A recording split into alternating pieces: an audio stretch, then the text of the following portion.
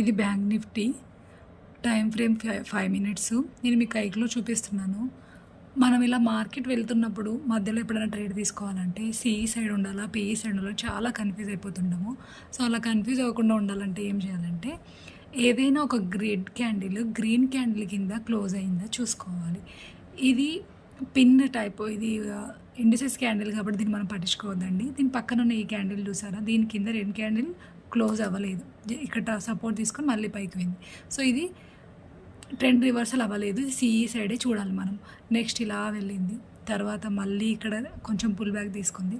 ఇక్కడ చూడండి, ఇది ఒక మంచి స్ట్రాంగ్ బుల్లిష్ క్యాండిల్, దీని కింద కూడా ఇది క్లోజ్ అవ్వలేదు. ఇలా 3 క్యాండిల్ రాగానే మనం కొత్తలో ఇది ట్రెండ్ రివర్స్ అయిపోయిందేమో, ఈ సైడ్ చూడాలేమో అనుకుంటాం. అలా అస్సలు చూడకూడదు. ఈ గ్రీన్ క్యాండిల్ కింద క్లోజ్ అయ్యాక పిఈ సైడ్ చూడాలి.